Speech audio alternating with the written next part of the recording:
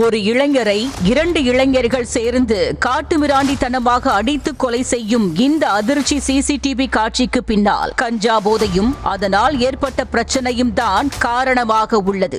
விருதுநகர் மாவட்டம் ராஜபாளையம் அருகே உள்ள சேத்தூர் காமராஜர் நகர் பகுதியைச் சேர்ந்தவர் முத்துமாரி.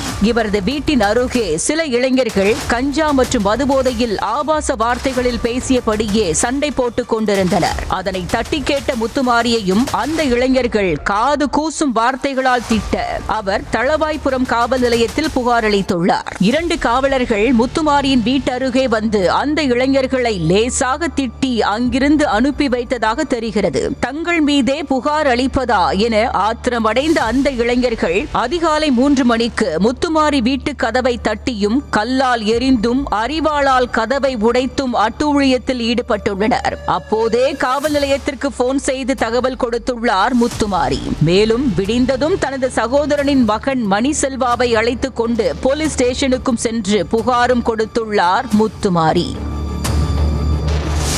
ஆனால் மதியம் 2 மணி வரை முத்துமாரியை காவல் ஆய்வாளர் குருவத்தாய் காத்திருக்க வைத்ததாகவும் புகாரை கண்டு கொள்ளவே இல்லை எனவும் கூறப்படுகிறது. இதனிடையே புளியங்குடியில் உள்ள உறவினர் வீட்டிற்கு தனது தந்தை காமராஜ் செல்ல இருப்பதாகவும் அதனால் சிமெண்ட் கடையை கவனித்துக் கொள்ள தன்னை அழைப்பதாகவும் அத்தை முத்துமாரியிடம் கூறிவிட்டு காவல் நிலையத்திலிருந்து கிளம்பி சென்றார் மணிசெல்வா. இதனை நோட்டமிட்ட கஞ்சா இளைஞர்கள் மணிசெல்வா தான் முத்துமாரி புகார் அளிப்பதற்கே காரணம் என நினைத்ததோடு அவரை தீர்த்து கட்ட திட்டமும் தீட்டியுள்ளனர். தந்தையின் சிமெண்ட் கடையில் மணிசெல்வா தனியாக அமர்ந்திருந்த போது உள்ளே நுழைந்த இளைஞர்கள் மாணிக்கம் மற்றும் ஈஸ்வரன் ஆயுதங்களால் பயங்கரமாக தாக்கியுள்ளனர். மேலும் மறைத்து வைத்திருந்த கத்தியால் வயிறு மற்றும் முதுகில் குத்தி கடைக்குள்ளிருந்து இழுத்து வெளியே கொண்டு வந்து தலையில் கல்லை போட்டுள்ளனர். அதனை பார்த்து பொதுமக்கள் கத்தி கூச்சலிட அங்கிருந்து இருவரும் ஓட்டம் பிடித்தனர். மணிசெல்வாவை கண்மூடித்தனமாக ஆயுதங்களால் அடிக்கும் சிசிடிவி காட்சியும் வெளியாகியுள்ளது.